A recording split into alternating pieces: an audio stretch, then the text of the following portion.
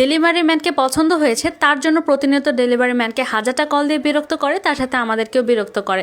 আজকের এই ঘটনাটা শুনলে বুঝতে পারবেন আমাদের সমাজে কিছু অসভ্য এবং লুচ্চা মহিলা থাকে। আমার ডেলিভারি ম্যান আমাকে একদিন কল দিয়ে বলছে যে আপু আমি কিছু বিষয় বলতে চাই, ঘটনাটা আপনাকে আগে বলতে চেয়েছিলাম কিন্তু আমি নর্মাল ভেবে আপনাকে বলিনি, কিন্তু ব্যাপারটা এখন অনেক বেশি সিরিয়াস হয়ে যাচ্ছে তাই আমি আপনাকে কল দিয়েছি। তো আমি বললাম যে আচ্ছা বলেন ভাইয়া কি বলবেন। তো সে আমাকে বলছে যে আপু দেখেন এই নাম্বারের এই অ্যাড্রেসে এই লোকেশনে আমি একটা ডেলিভারি করেছি, তো ডেলিভারি করার পর থেকেই এই মহিলা প্রতিনিয়ত আমাকে কল করছে, মেসেজ করছে।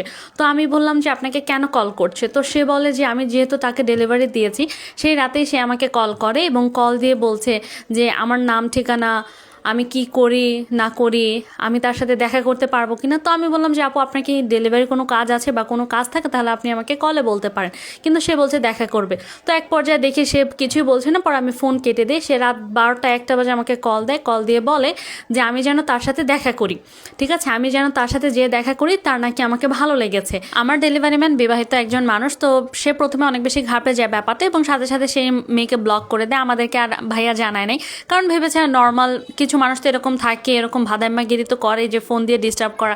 তো ভাইয়া এটাই মনে করেছিল, কিন্তু ওই মহিলা পরের দিন আবার অন্য নাম্বার দিয়ে ফোন করে এবং বিগত 5-6 দিন প্রতিদিন কম হলে 30-40টা ফোন দিয়েছে যে আমাকে ভালো লাগে, এটা লাগে, সেইটা লাগে, এবং বিভিন্নভাবে ভাইয়াকে ডিস্টার্ব করছে। আর এটা এক পর্যায়ে অনেক বেশি জঘন্য পর্যায়ে চলে যাচ্ছে, কারণ সে একজন ডেলিভারি বয় মানুষ, সে অবশ্যই বিভিন্ন জায়গায় ডেলিভারি করে, সে নিজে জবও করে, তো এই সব কিছুর মাঝখানে এগুলো খুবই প্যারাদায়ক হচ্ছে। তো ভাইয়া এক পর্যায়ে না পেরে আমাকে ব্যাপারটা বলে। তো আমি এই নারীকে বলি এবং এই নারীর সাথে যখন কথা বলতে যাই সে আমার সাথে কোনো কথাই বলতে চাচ্ছে না, এই ব্যাপারে তো আরও বলতে চাচ্ছে না।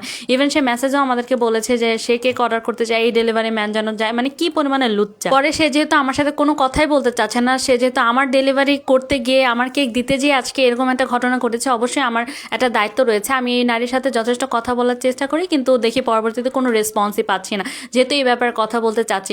পরে আমি ভাইয়াকে বললাম যে ভাই আপনি একটা কাজ করেন, আপনি থানায় যেয়ে একটা জিডি করেন বা এটার একটা রিপোর্ট করেন, কারণ না হলে এই ব্যাপারটা সলভ হচ্ছেই না। কারণ এই নারী আপনার পিছু ছাড়বেই না, প্রতিদিন কল করছে, মেসেজ করছে, সে কোন দিন কী করে বলা যায় না।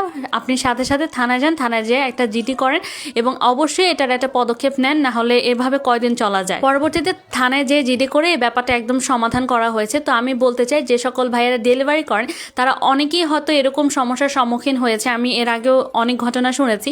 তো তাদেরকে বলবো যে এই ব্যাপারগুলো ফেলে না রেখে অবশ্যই জলদি থানায় যেয়ে একটা রিপোর্ট করে ব্যাপারগুলো থানার মাধ্যমে সমাধান করে ফেলবেন।